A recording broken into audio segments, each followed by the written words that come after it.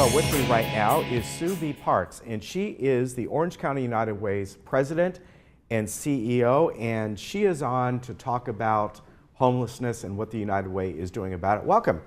Thank you, Ken. I'm so glad to be here. Nice to have you on today. Before we came on, we were talking, and obviously right now, this is huge. I mean, right literally this minute in the news, because we have the initiative somewhat, I don't know who's for it and who's against it now, on the Board of Supervisors and with the tent city, so to speak. There's been a huge amount of backlash with that right now.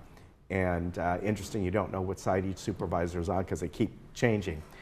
So let's go back a little bit, because I know the United Way started this initiative a while back.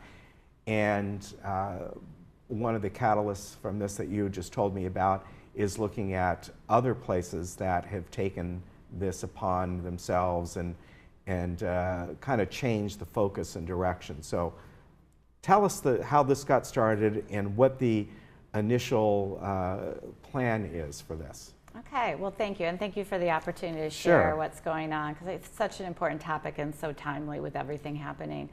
A few years ago, the United Way was looking at what was going on in the community. What do we really need to do to help make this community even better? If we woke up 10 years later, what we'd want the headlines in Orange County to be? And one of those we started looking at was actually homeless children and housing insecure children. And there are 28,000 of children in Orange County that are living in either they're homeless or they're in a housing insecure, maybe a motel or bouncing around. And we started looking at that issue and saying, this is something that we as a community need to rally around and help.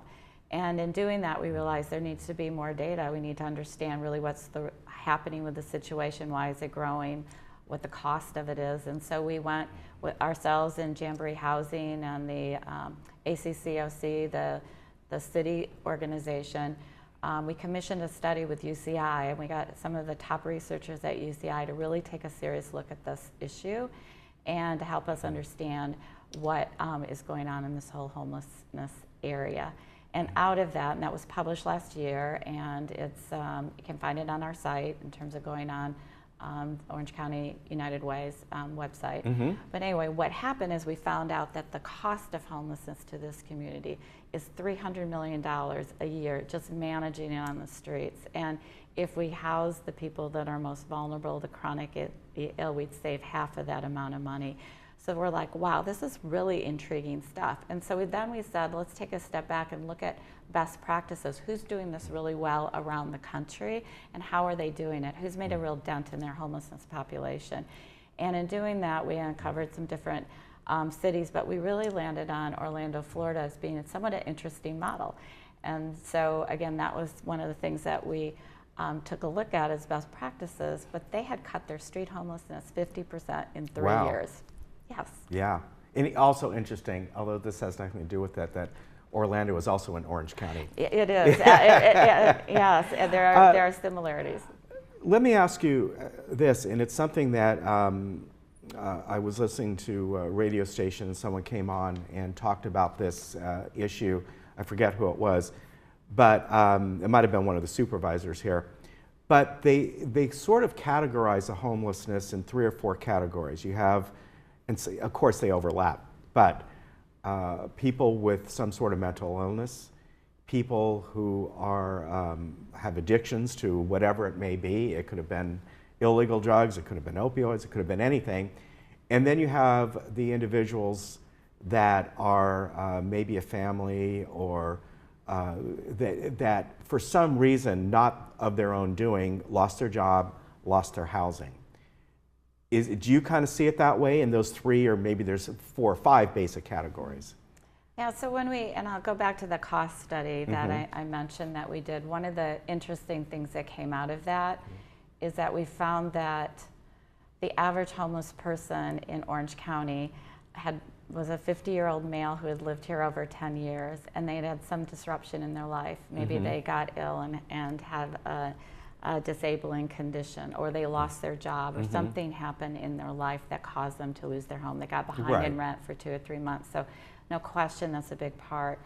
I think that also the study found is those chronically homeless, the people that have the, maybe there's mental illness, maybe there's some other issue, that they're never going to be self-sufficient, as we would say self-sufficient, which is what was referred to as the chronically homeless, that those folks we really, really need to do something about right away. And I think as we start peeling back, all of these things can be segments. There are veterans on our street, people who fought for us that need to be taken care of. There are single women out there, and certainly their families. So one of the projects that we're doing as we get all together, start understanding those segments and who's out there, and how do we house the most vulnerable as quickly as possible.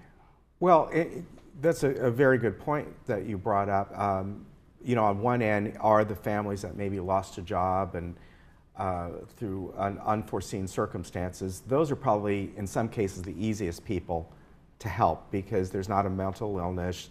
It's getting them back on their feet again.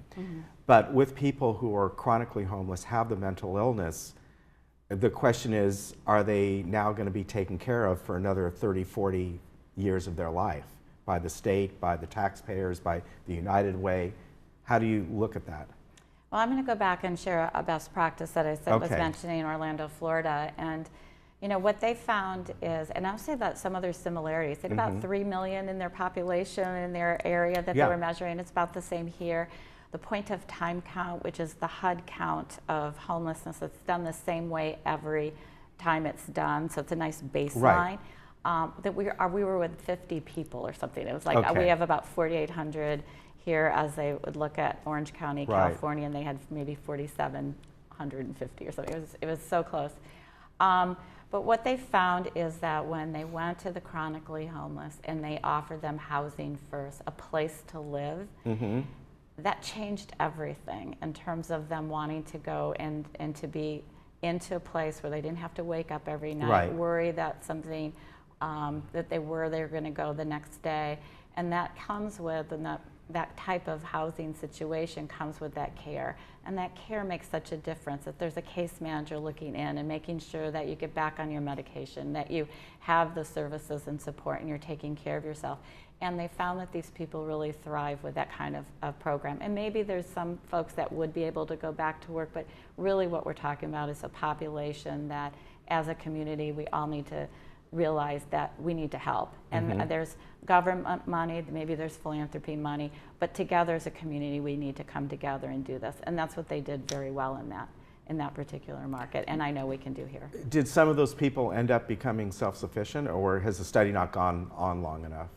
You know, I think in terms of when somebody has a chronic disabling condition, that might be hard to expect that is going to be the typical outcome. But we had a gentleman, we did a kickoff. We built together this amazing group of business leaders and philanthropy leaders and faith leaders and government leaders to come together united to end homelessness. And if you want to learn what we're doing, it's unitedtoendhomelessness.org. In terms of doing that. But when we did the kickoff at UCI on February 28th, we had a gentleman there, and he went by Santa Bob was his name, and he had developed a disease. He was chronically homeless, and he actually told his story. He was able to lived on the streets for a while, but worked his way to being in a place that he felt he could help others who fell in his situation, and got a job. It's not going to be the type of job that's going to allow him to be self-sufficient forever, right? But he's helping other people realize that they can get their life back in order and do a life that's fulfilling as well. So that might be a rare story, but those stories exist, and it's heartening to know that by helping somebody, they're willing and now able to help others. What about the housing? Where does that go? And again, you know, we've seen what's happening right now, that people don't want to see tents surrounded their elementary school, their homes, and those areas. So those communities look like in for a long, protracted fight with the county right now. So that whole thing could change. But people that are, you know, paying their own way, have a nice home and all that, they don't want to see that in their neighborhood, so to speak. So what is your plan as far as housing these people? So the tents that you're talking about, you know, if those are temporary, we're really focused on permanent solutions, you know, the long-term solutions. There is a really vibrant plan in terms of for the community about building this type of housing that comes with the permanent supportive care. If all of us did, if every city had a piece of that, it is spread out over the whole county. And some of these, they're so gorgeous. I've seen plans for some of them. No one would know that it's not any different than any other complex that's going up. So I think that what we'd love to do is people to really become aware that these are people that we're talking about, people who aren't problems, these are people with problems, and that as a community we can step up and help them. As I said in the cost study, it's more economical as taxpayers for us to get the people who need housing and services housed. So it's a financial thing, but it's also they're real people. Something happened, they're not able to take care of themselves, so it's good for our heart too.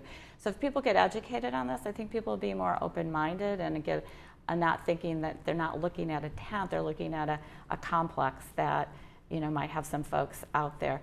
They did in Orlando, Florida, they put 2,000 people in scattered sites around their community that came with permanent supportive care, care that they need, and with virtually no other problem, because everybody occasionally has a bad neighbor, right? But overall, it's really seamless, very smooth, and it seemed to work out really well because these people come with support, they come with care, and the faith community can come in and help provide community for those folks that don't have family in the area or don't have like a network of people to rely on. There's a role for all of us together to do what's right, and it's both economically and it's good for our hearts too.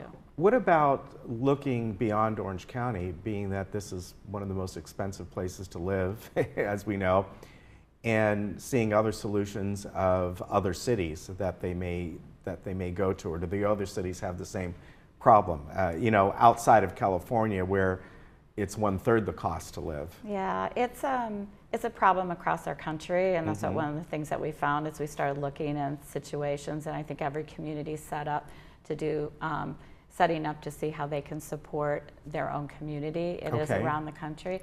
I do believe that every time one of the first things that is offered if they find somebody isn't from our location is the service providers have ways to offer people to get them back home, connect them with their family if they for some reason aren't from here, and their family that can help, because a lot of times people, especially if they have maybe a mental illness or something, aren't in touch, and we can help make that happen. The service provider community would love to make that happen, but many people are from here and they don't have those networks, and we need to help them.